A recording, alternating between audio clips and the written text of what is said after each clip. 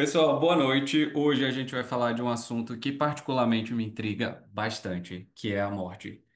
E eu trouxe isso como parte de um estudo, porque realmente é parte de um estudo. Quando eu paro para estudar, não é mais assim, não é uma questão de eu querer entender, mas é mais uma curiosidade genuína que eu tenho sobre o assunto e como diferentes grupos dentro da sociedade pensam sobre aquele tema.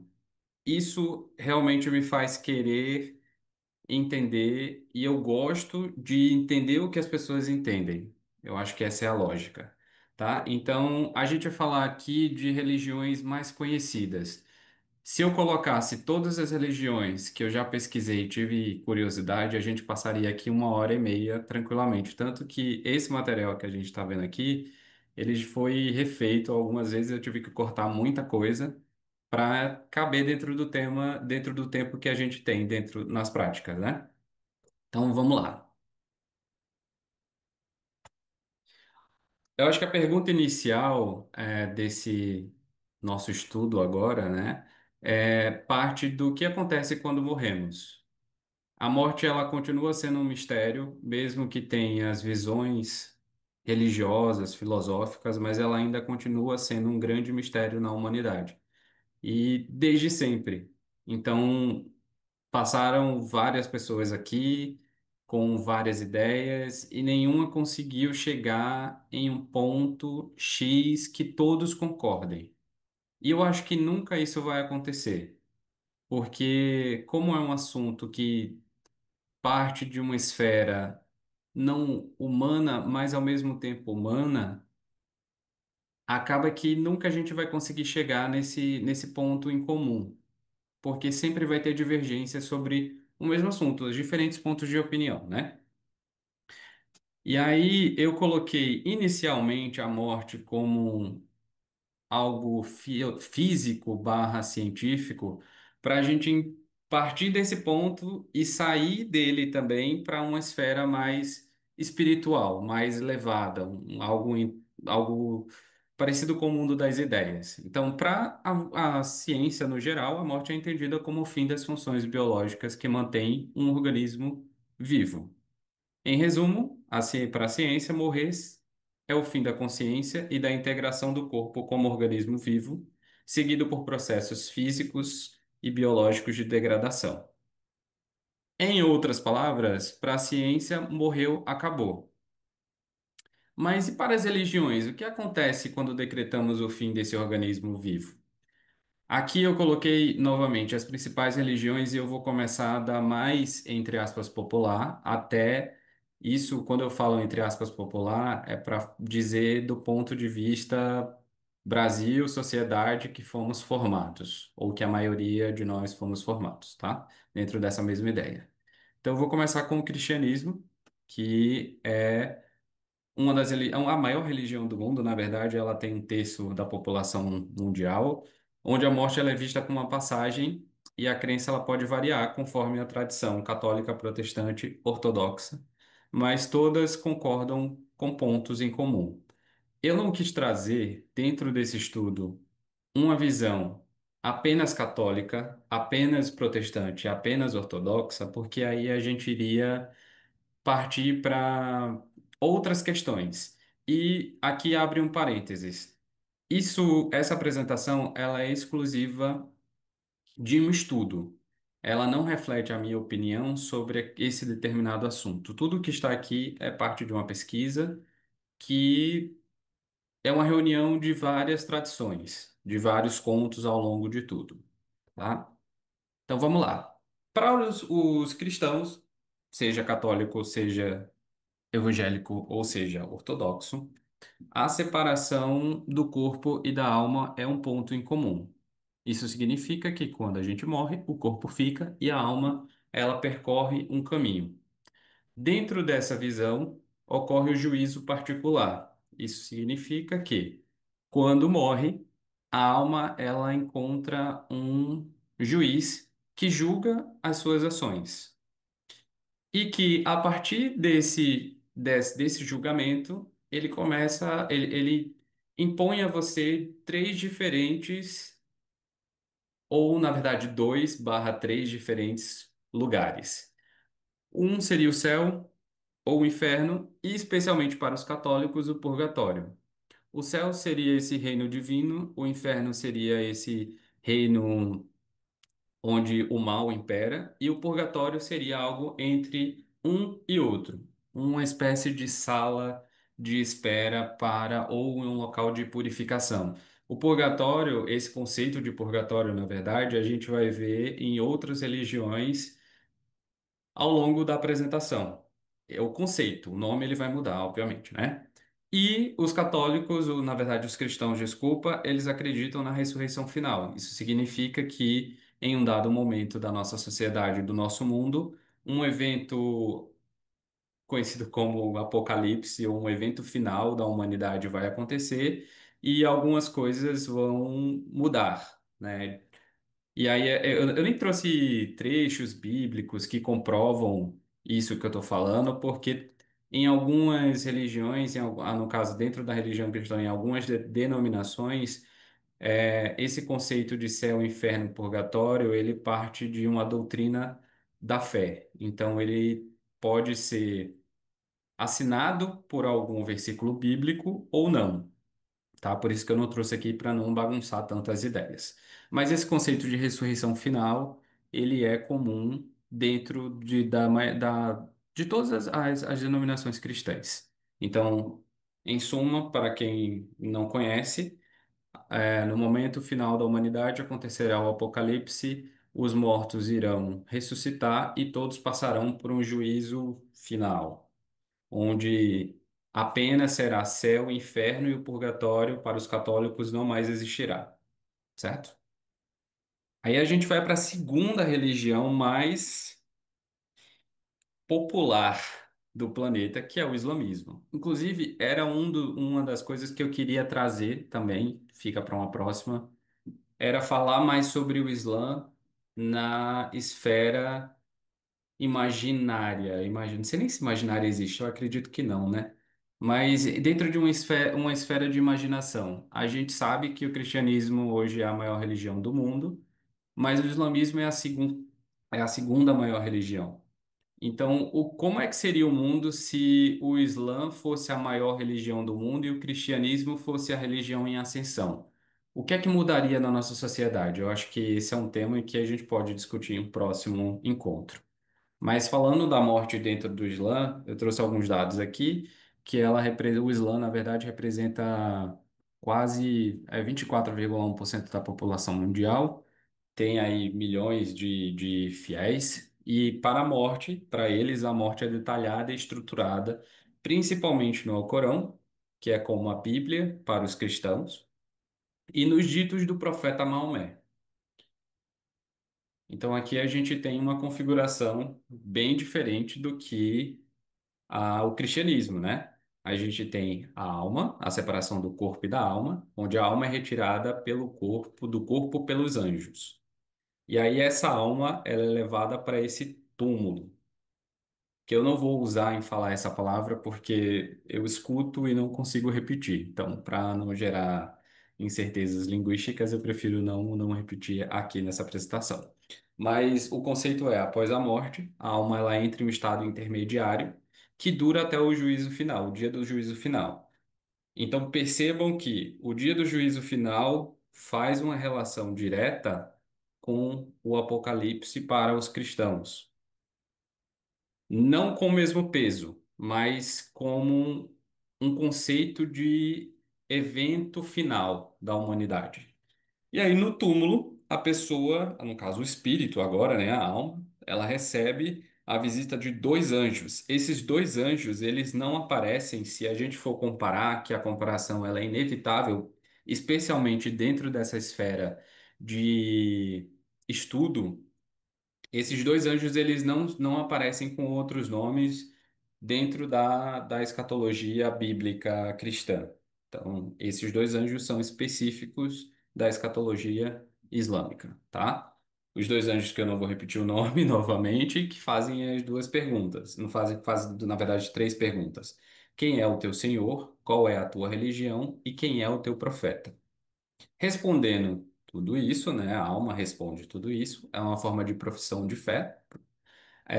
E dependendo da forma com que se responde, aqueles anjos eles vão entender como foi aquela alma que já foi um corpo em vida. Então, os justos experimentam a paz e a luz, e os ímpios sofrerão o sofrimento, na verdade, os ímpios, o sofrimento e a opressão. Então, esse conceito de bem e mal ele também é aplicado dentro dessa estrutura pós-morte para os muçulmanos, na verdade.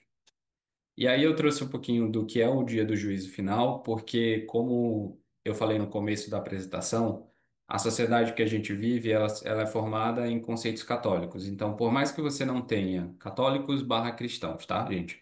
É, por mais que você não tenha um contato direto com a religião cristã, seja ela a denominação que for, mas você com certeza já ouviu falar sobre o Apocalipse e o final dos dias, porque essa é uma história, essa é uma. Eu vou colocar como mitologia para não ficar.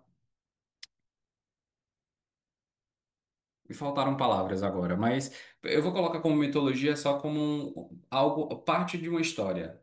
Que pode ser real e pode não ser. E aí fica a julgo de quem está ouvindo, de quem está estudando também. Então, o dia do juízo final, todos serão ressuscitados e reunidos diante de Deus, e os seus atos serão pesados em uma balança de justiça. Cada um receberá o livro de suas ações, na mão direita a salvação, na esquerda a condenação. E existem dois possíveis destinos, tem o Janá e o Janã, que é o paraíso e o inferno. Então percebam que o conceito é muito parecido com o Apocalipse cristão, né? Então, no final dos dias, um grande evento acontecerá na humanidade, e esse evento ressuscitará todos os mortos e haverá um grande julgamento. Então, ali as pessoas serão condenadas ou serão salvas para toda a eternidade. E aí a gente parte para uma terceira religião, que é a terceira maior religião do mundo, especialmente a segunda maior do hemisfério não, desculpa, da parte oriental do planeta. Eu deveria trazer mais dados sobre o ranking, né, de fiéis de cada religião, mas eu acho que isso bagunçaria talvez o intuito do tema. Mas aí para o hindu, eles têm 15% da população mundial e a morte ela não é vista como um fim, mas como uma continuidade dentro do ciclo cósmico, o samsara, o ciclo do nascimento e das mortes. Esse nome samsara, ele é visto não só no hinduísmo, ele também é visto no budismo e em outras religiões orientais. Nessa apresentação, eu trouxe só como parte do hinduísmo e também parte do. Desculpa, é porque eu vi alguém entrando ali. Mas é hinduísmo e também parte do budismo. Mas essa roda de Sansara, ela também é muito estudada pelas pessoas que gostam, que eu vou falar de um relato pessoal, quando eu fiz um bom tempo de Nova Acrópole, a gente estudou muito sobre o Sansara. Então a gente entendia quais eram os ciclos, o que é que cada parte desse ciclo ele tinha para nos ensinar. Enfim, é bem interessante. Eu até coloquei uma imagem dele aqui para vocês verem. Eu não vou explicar parte a parte, porque também isso parte de outro assunto, mas é só para quem nunca viu conseguir ver. Mas dentro dessa estrutura do que é morte para o hinduísmo, a gente tem a separação do corpo e da alma, que é a alma sendo o Atman, e essa alma, ela parte para essa roda de samsara que seria o renascimento, o ciclo de renascimento. A alma renasce em um corpo novo, humano ou animal, né? Não, um corpo humano, animal ou até outras formas de existências, dependendo do karma acumulado.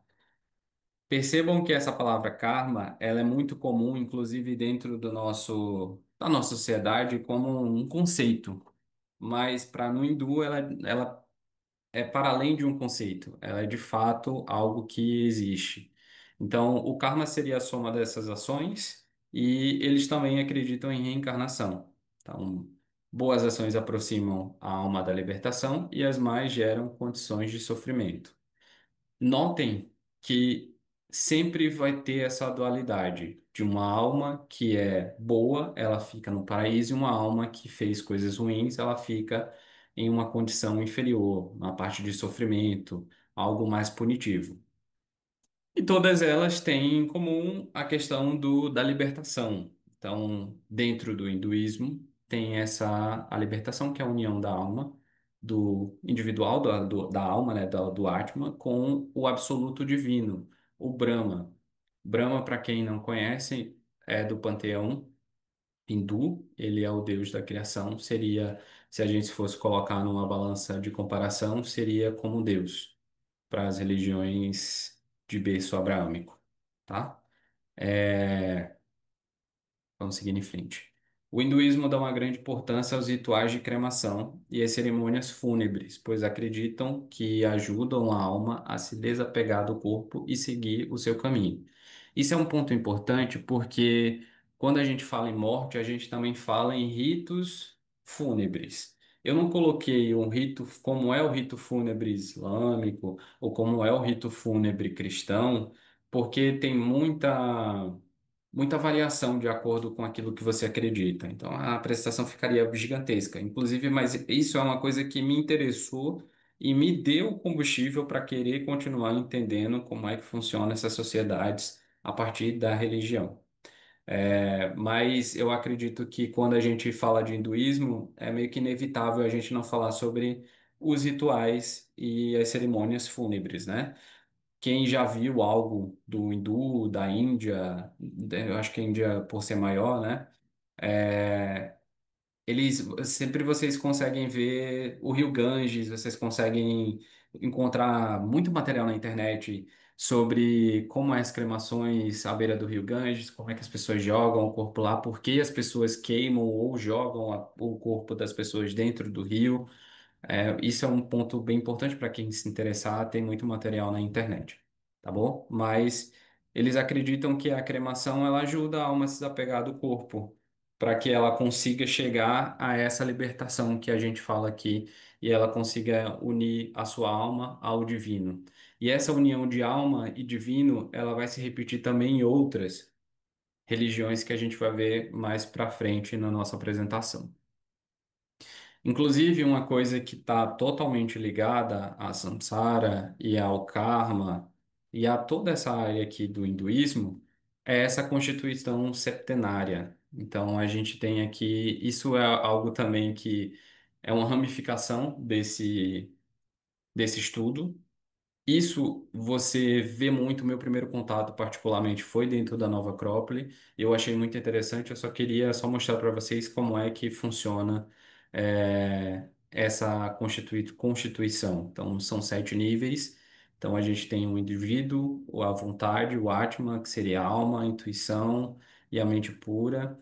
E aqui embaixo as partes de personalidade. E depois a gente pode falar mais sobre isso. Até eu posso trazer também uma pessoa que fale só sobre isso, porque isso daqui explica em vida muita coisa para a gente chegar a esse ponto do que é a morte para essa sociedade, para essa crença, tá? Seguindo em frente. O budismo. Os budistas aí somam 500 milhões no mundo. Quando eu coloco esses dados aqui, gente, não quer dizer que é um número exato, porque isso são de pessoas declaradas, pessoas que em um momento de uma contagem com o IBGE, elas fazem uma amostragem, mas a gente pode entender que pode ter mais ou pode ter menos, levando em consideração que o mundo está em constante ciclo de vida e morte, né?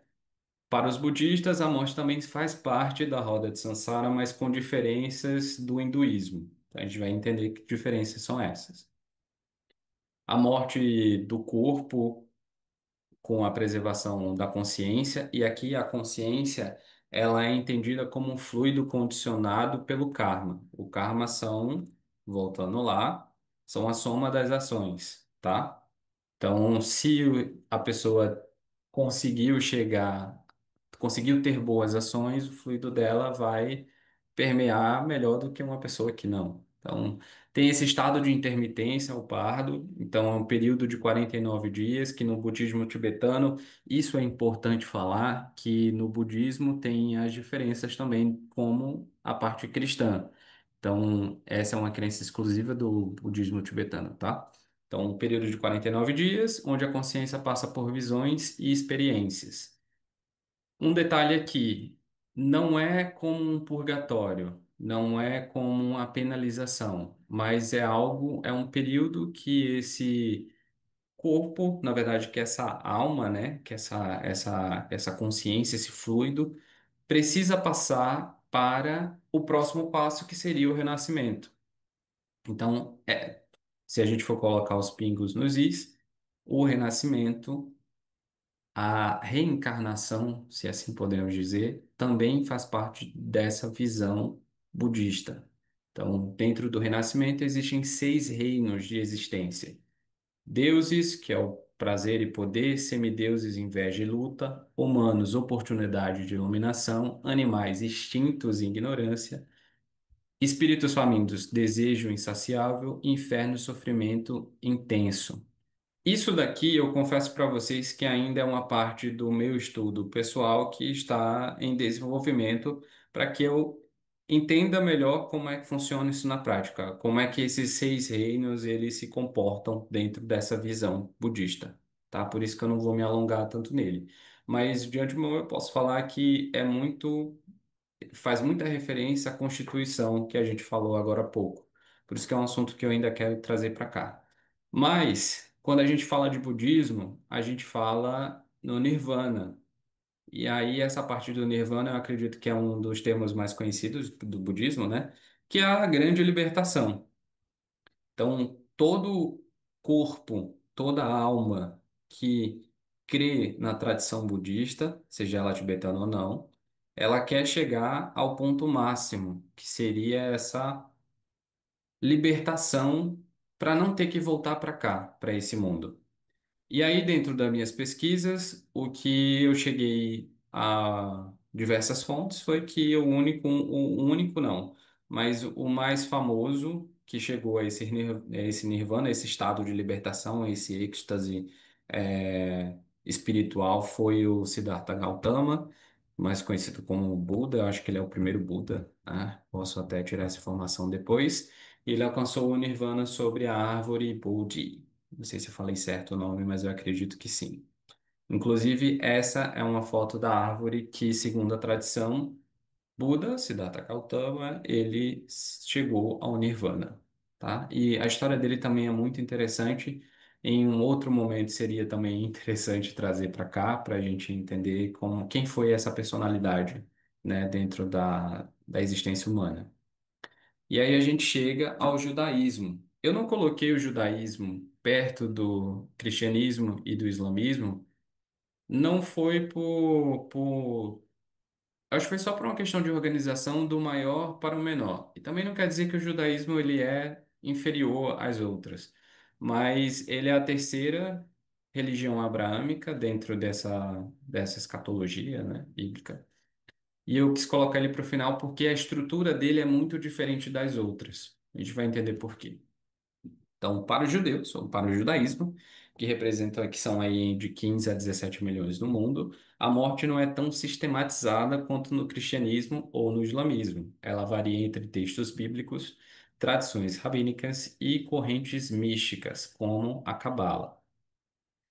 E aí a gente vai entender como é que é essa estrutura, né, de crença de morte. Deixa eu só dar uma olhadinha no tempo. Perfeito. Temos aí, segundo a Bíblia hebraica, perdão, o Sheol, porque no Taná fala-se do Sheol, que é um local sombrio, onde todos os mortos vão ser julgados, né? Os justos ou injustos.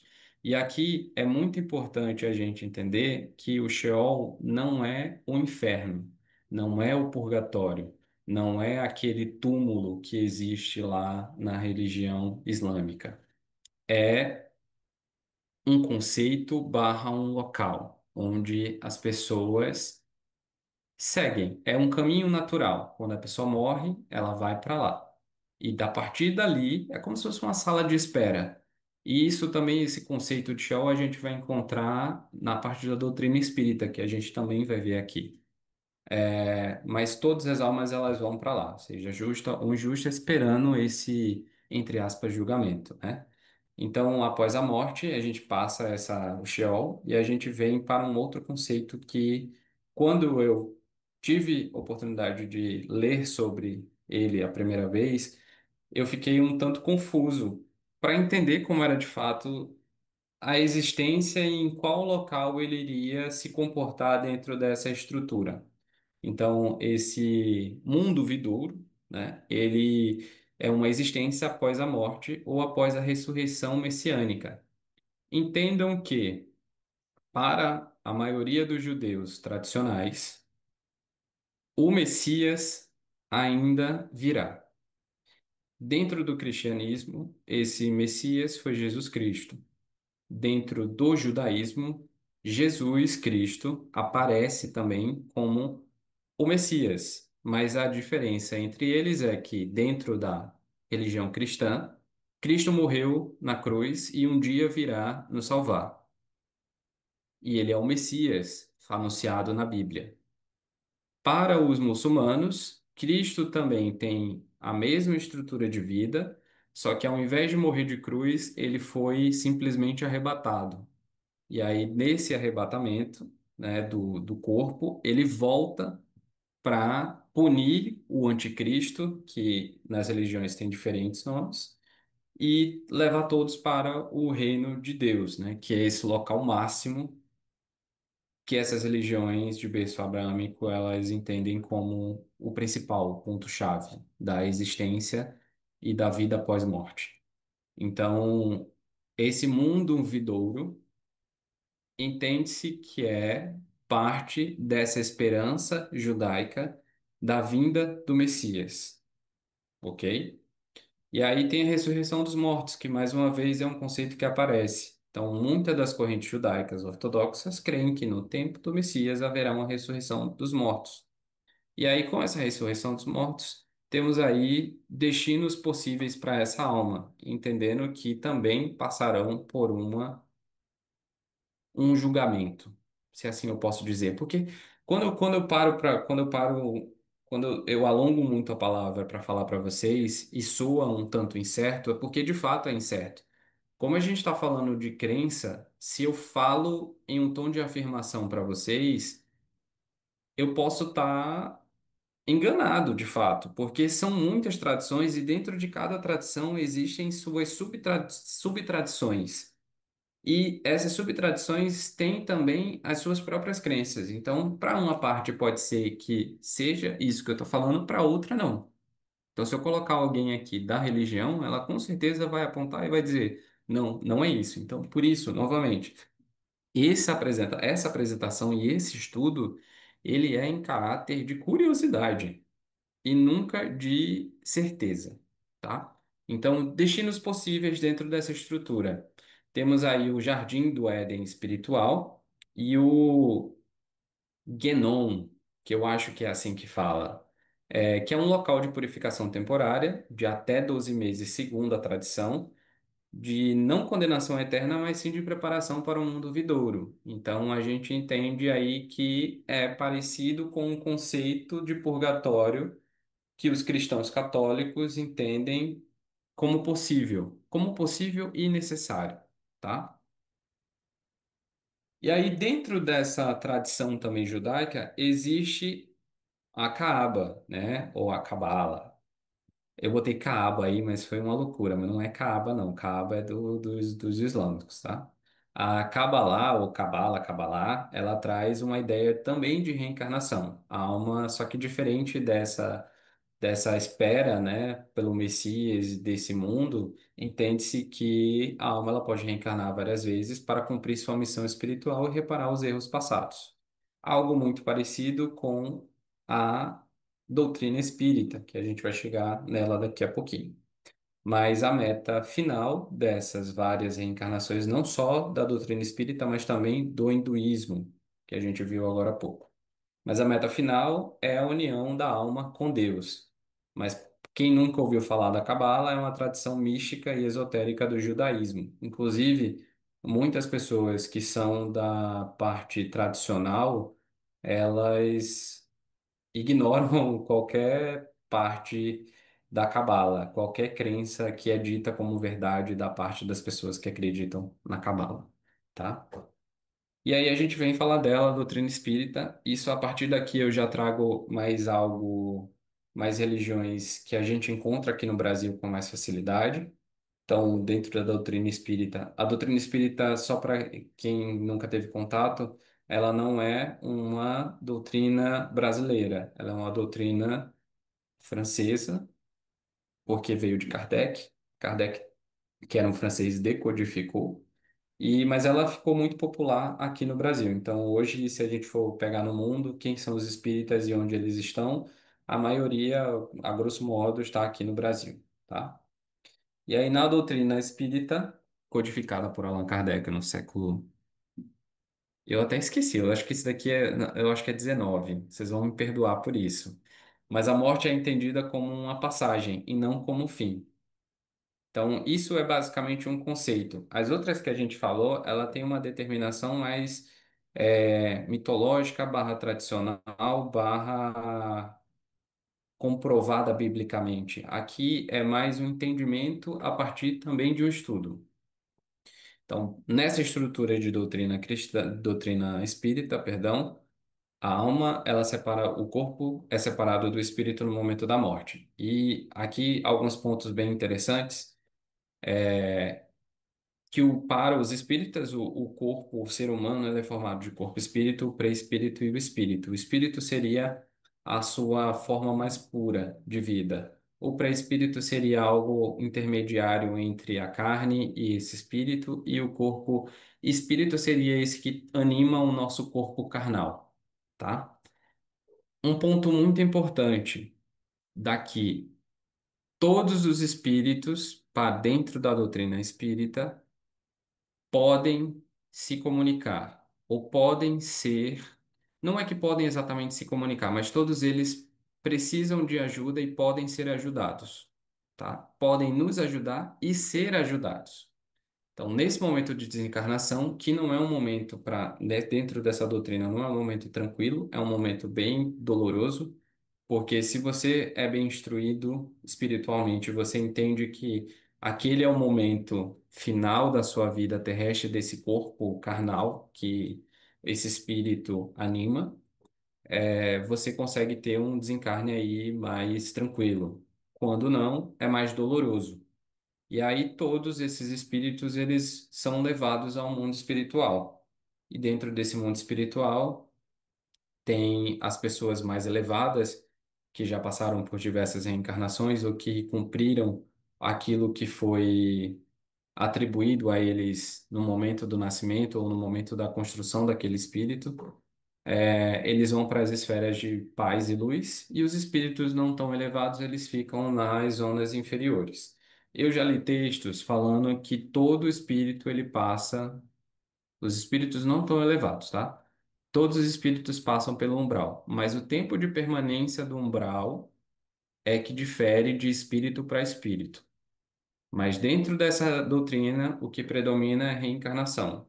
Então, a morte ela não é definitiva, porque o espírito reencarna em novos corpos quantas vezes forem necessários para progredir moralmente e intelectualmente, entendendo também que essas reencarnações podem durar séculos e séculos e séculos. Mas a partir do momento em que você estuda sobre o mundo espiritual dentro da visão da doutrina espírita, você pode evitar, entre aspas, algumas dessas reencarnações. Então, você pode aprender, evoluir e conseguir chegar a essas esferas de paz e luz. E aqui já estamos finalizando. Tem as religiões afrodescendentes. Eu coloquei religiões afrodescendentes porque a gente fala do candomblé, mas outras religiões como a Umbanda, como é, Quimbanda, como as variações dessa matriz, elas também bebem basicamente desse conceito que a gente vai falar aqui agora. Especificamente no candomblé, a visão da morte é profundamente ligada à cosmovisão africana e à relação entre o indivíduo, os ancestrais e os orixás, que são as divindades. Então, na estrutura do candomblé especificamente, a separação do corpo e do axé. Axé entendendo como energia vital ligada aos orixás, que podemos entender como alma, ou uma partícula da alma desse orixá. Na concepção, o orixá, ele tira um tanto dessa partícula, coloca em você, mas você retorna para ele, se assim for acontecer tudo bem, né? Então, dentro da religião, existem também a conexão com os ancestrais, que são chamados de eguns. Os eguns podem proteger, aconselhar e, se desrespeitados, trazer desequilíbrio à vida dos vivos. Esse ponto, essa conexão aqui dos eguns, entende ainda como vida, tá? Porque como é uma religião que se comunica diretamente com essas divindades, com os orixás, entende-se que a vida e a morte estão em completa comunhão. E aqui, mais uma vez, eu falo sobre ritos e oferendas, que são interessantes dentro de algumas esferas e que não são tão conhecidos, acredito eu, por muitos de nós. Mas um ritual que me chamou muito a atenção dentro dessa visão foi o ritual de Axexê, onde eles cantam e ofertam algo para os mortos para auxiliar a passagem do espírito e honrar os antepassados. Esse ritual acontece quando a pessoa morre, tá? Ou quando a pessoa morre ou já está morto, na verdade. Elas cultuam, as pessoas dessa religião cultuam aquela alma que é pertencente à sua ancestralidade. Ela não é que a pessoa vira um protetor, mas é algo que é um espírito que carece de cuidado. E aí eu vou fazer um paralelo aqui bem interessante para quem é cristão católico, especialmente, quando a gente que eu vou me incluir porque eu sou de berço cristão católico, mas é só para situar dentro desse exemplo que eu vou dar agora. Quando o padre ou alguém pede para rezar pela alma de fulano ou de ciclano. Então, é algo parecido com isso. A gente está rezando, está oferecendo nosso tempo e orações para alguém que já se foi, trazendo para dentro dessa esfera esse ritual de Axexê. É bem interessante. Recentemente vi um de perto, que eu tinha muito interesse. É bem doloroso, bem triste. Mas depois esse Egum, né, essa pessoa que morre, ela vira esse esse antepassado que precisa ainda de cuidado. Mas assim que a pessoa morre, entende-se que esse espírito ele já faz parte de uma comunhão direta com o orixá, com o divino. Então, mesmo ele sendo cuidado, é como se ele tivesse, é como se o espírito do orixá, no caso, o espírito daquela pessoa estivesse recebendo essas oferendas junto com o orixá por serem um só, tá? A reencarnação e ciclo de vida, para algumas tradições do candomblé, acreditam que a alma pode renascer ou virar partícula do orixá, a depender da sua missão. Isso também é um ponto de falar, porque dentro dessa esfera do candomblé existem várias tradições, assim como a gente tem nas outras religiões que a gente já viu. Essa que eu tô falando do axexê, salvo engano, é do rito Nagô, mas a gente tem outras denominações que são aplicadas aqui no Brasil. Tem o rito Nagô, tem o rito. Esqueci agora. Tentei lembrar, mas não lembrei. Depois eu falo para vocês. Eu acho que dá para fazer uma pesquisa rápida daqui a pouco, mas eu vou correr por conta do tempo.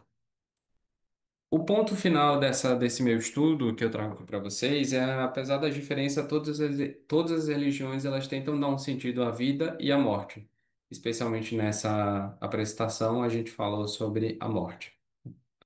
E compreender essas perspectivas nos ajuda a falar sobre a morte com sensibilidade, clareza e humanidade. E é essa força de uma comunicação consciente que faz as coisas, faz esse assunto que é considerado um tabu, que é considerado um mistério, ter sentido. E eu deixo a apresentação finalizando dentro do tempo, que maravilha, perguntando para vocês o que vocês acreditam, o que você acredita, o que é a morte para você.